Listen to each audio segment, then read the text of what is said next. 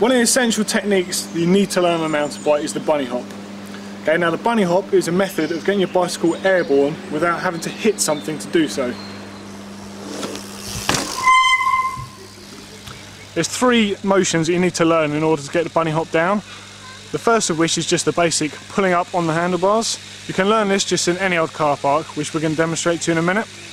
The next motion is pulling the whole bike clean off the ground. This isn't concentrating so much on the full motion of the bunny hop, it's just getting the feeling of the bike going weightless and what to do with it. The final motion is the full scoop, where you actually get the bike clean off the ground. The scooping motion that you get with your feet is one of the good moves to help aid the rear wheel off the ground. Now to do this, as you're taking off, you're effectively just pushing back on the foot.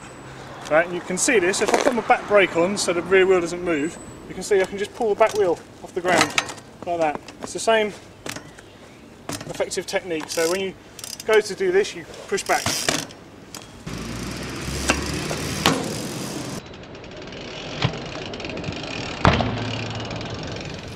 As I approach, I'm getting my body ready to spring. Okay, I push down, I lunge up. Once you're happy with being able to get the bike off the ground, you need to be able to test this. Ideally, you don't want to do this with a hard obstacle like a curb to start with, because if you hang the rear wheel on the curb, you could get a puncture, damage your bike, or worse still, fall off. So a good place to start would be to place a good old trusty stick on the floor and practice the technique by bunny hopping over the stick. Now, the other thing you can do with this is judge how fast you're going. Obviously, the faster you're going, the further back you're going to have to hop in order to clear the stick. It's this sort of thing that you can practice for hours in a car park, maybe with white lines. You know, aim to land on the line itself and just keep going faster and faster and faster until you're jumping perhaps 10 foot to land on it. This gives you the perfect depth perception for when you're riding trails.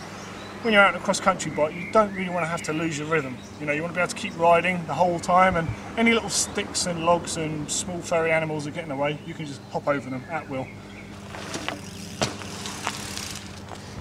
You may notice that the bike I'm riding here is a very small jump style bike.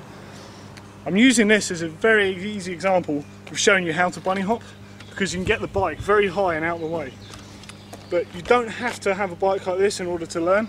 I learned to do bunny hops on my basic cross-country bike. A double curb like this is the next step up from jumping a basic curb, which would be this sort of height. You should expect to jump a curb sort of height within, pretty quickly with learning. But if you can get up something like this, then you can get over most things on the trail. Again, the fact that this is in a little park, you're away from traffic, it's an ideal spot to learn. So I'm just going to demonstrate how easy it is just to get a wriggle on basically and get up it. Approach with a brisk speed, pull up, and you're up. Nice and safe.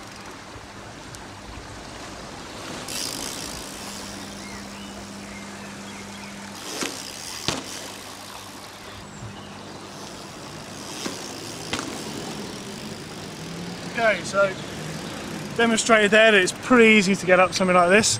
I'm feeling a little bit more confident. Just so happens to be a little stream here, so I'm going to try my luck and see if I can get over the stream.